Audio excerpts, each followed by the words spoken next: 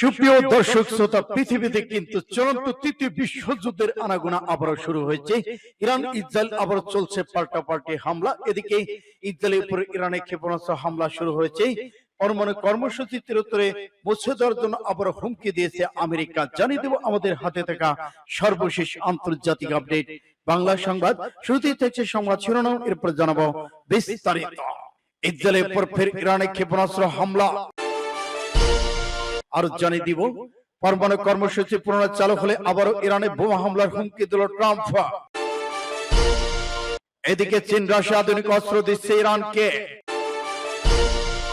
এদিকে পাকিস্তানে আত্মঘাতী বোমা হামলায় 13 সেনা নিহত।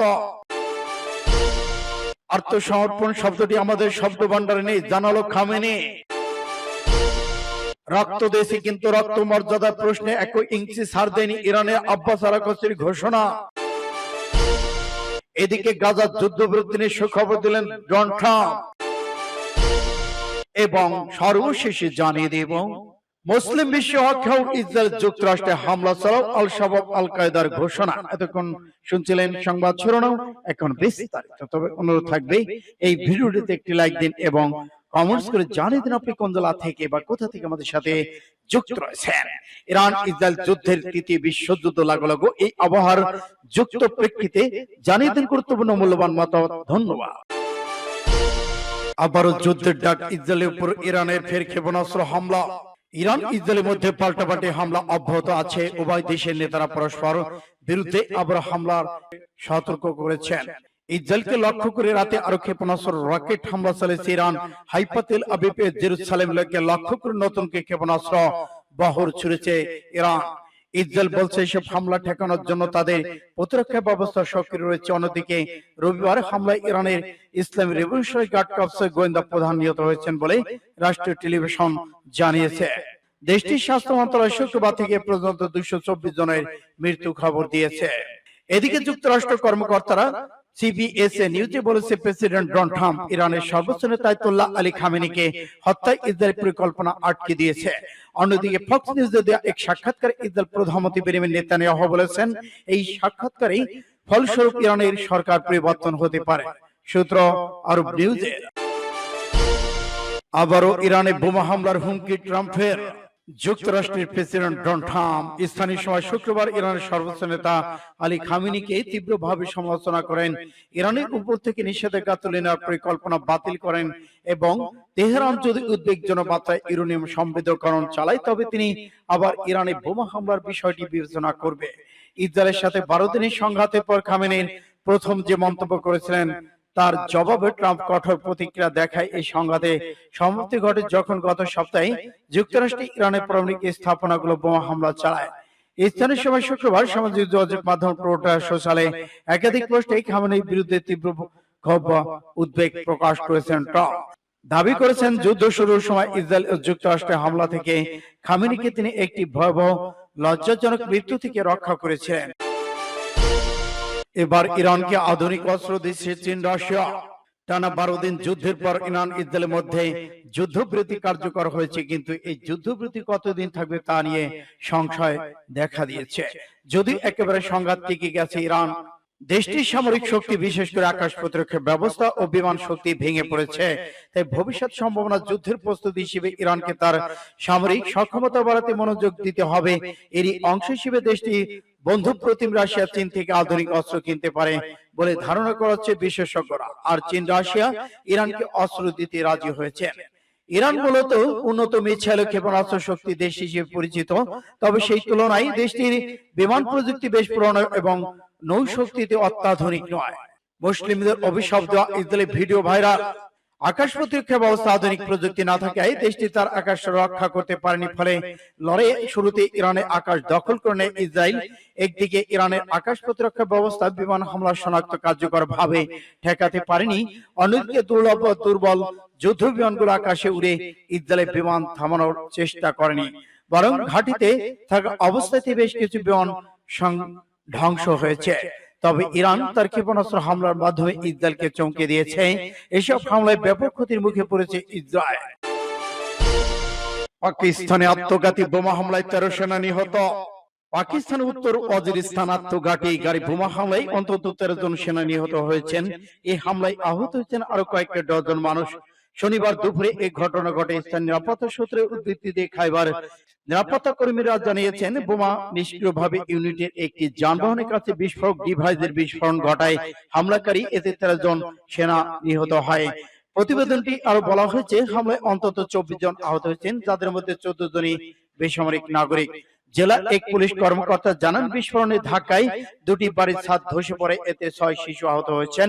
হামলাতে স্বীকার করছে হাফিজ গুল বাহাদুরের নেতৃত্বাধীন একটি তালেবান পন্থী সশস্ত্র গোষ্ঠী, যা পাকিস্তান তালেবানের একটি অংশ। সূত্র ইন্ডিয়া টুডে। আত্মসমর্পণ শব্দটি আমাদের শব্দ ভান্ডারে নেই, জানালো খামেনি।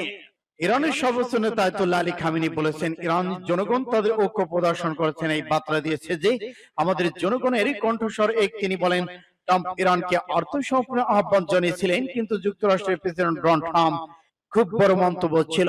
ইরানের যুক্তরাষ্ট্রের বিমান হামলা এবং ইসরায়েলের সাথে যুদ্ধবিরতির পর এই প্রথম ভিডিও বার্তা দিয়েছেন আয়াতুল্লাহ আলী খামেনি। বৃহস্পতিবার তার পূর্ণাঙ্গ বার্তা সম্প্রচারিত হওয়ার আগেই তা সামাজিক মাধ্যমে ছড়িয়ে পড়েছে। বক্তব্য দেশটির সর্বোচ্চ নেতা বলেন, ইরানের মতো একটি মহান দেশ ও জাতির জন্য আত্মসমর্পণের কথা বলাই অপমানজনক।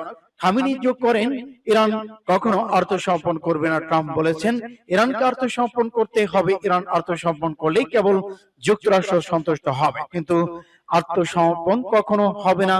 আমরা শক্তিশালী জাতি। ইরান মার্কিনদের মুখে চপেটাঘাত করেছে।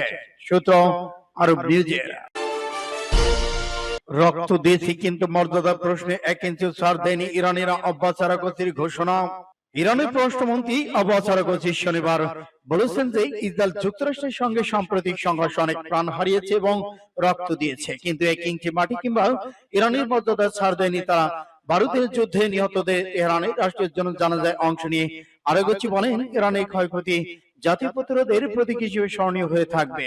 তার অফিসিয়াল ইনস্টাগ্রাম অ্যাকাউন্টে একটি পোস্টে তিনি লিখেছেন, রক্ত দিয়েছি কিন্তু মর্যাদা প্রশ্নে চেক 1 ইঞ্চিও ছাড় দেয়নি ইরানিরা। সন্তান হারিয়েছে কিন্তু সম্মান হারায়নি ইরানিরা। তারা ইসরায়েল যুক্তরাষ্ট্র হাজার হাজার টন বোমার নিচে দাঁড়িয়ে থেকেছে কিন্তু আত্মসমর্পণ। আরাগচি বলেছেন, ক্ষতিগ্রস্ত অবকাঠামো সময়ের সঙ্গে সঙ্গে পুনর্নির্মাণ করা যাবে, কিন্তু একটি জাতির গর্ব যে কোনো কিছুর চেয়ে বেশি মূল্যবান। তিনি এই যুদ্ধকে ইরানের দীর্ঘ ইতিহাসের মুক্তার মতো জ্বলজ্বল করবে এবং এমন একটি মুহূর্ত হিসেবে বর্ণনা করেন যে দেশটি বিশ্ববাসীর কাছে আরো শক্তিশালী মর্যাদাশীল হয়ে উঠেছে। সূত্র ইরান ইন্টারন্যাশনাল। এবার গাজার যুদ্ধবিরতি নিয়ে সুখবর দিলেন ট্রাম্প। সম্প্রতি ভারত পাকিস্তান সংঘাত বন্ধে ভূমিকা রাখেন মার্কিন প্রেসিডেন্ট ডোনাল্ড ট্রাম্প। এরপর ইরান ইসরায়েল যুদ্ধের ইতিহাস ঘটায় তিনি। এবার ফিলিস্তিন যুদ্ধবিরতি, গাজা ইসরায়েল হামাসের মধ্যকার সংঘাত নিয়ে নিরসনের সুখবর দিলেন ট্রাম্প। এর মাত্র কয়েক সপ্তাহের মধ্যেই গাজা যুদ্ধবিরতি প্রতিষ্ঠা করা সম্ভব বলে মনে করেন মার্কিন প্রেসিডেন্ট ডোনাল্ড ট্রাম্প। হোয়াইট হাউসের ওভাল অফিসে শুক্রবার কঙ্গো রুয়ান্ডা চুক্তি নিয়ে আয়োজিত আলোচনা অনুষ্ঠানে ট্রাম্প সাংবাদিকদের একথা বলেন। তিনি বলেন, তার বিশ্বাস গাজা যুদ্ধবিরতি এখন খুব কাছাকাছি অবস্থান করছে। সংঘাত বন্ধে যারা কাজ করছেন তাদের কয়েকজনের সঙ্গে সদ্যই তার কথা হয়েছে। যুদ্ধবিরতি বিষয়ে ফিলিস্তিন স্বাধীনতাকামী সংগঠন হামাস বলছে, যুদ্ধ শেষ করার যে কোনো চুক্তি আওতায় গাজায় থাকা অবশিষ্ট জিম্মিদের মুক্তি দিতে তারা প্রস্তুত রয়েছেন। তবে ইসরায়েলের পক্ষ থেকে বলা হয়েছে, যুদ্ধ তখনই শেষ হবে যখন হামাসকে সম্পূর্ণ নিরস্ত্র বিলুপ্ত করা যাবে। অবশ্য হামাস অস্ত্র সমর্পণের অস্বীকৃতি জানিয়েছে। সূত্র বিডি প্রতিদিন। মুসলিম বিশ্ব একটাও ইসরায়েল যুক্তরাষ্ট্রে হামলা চালাও।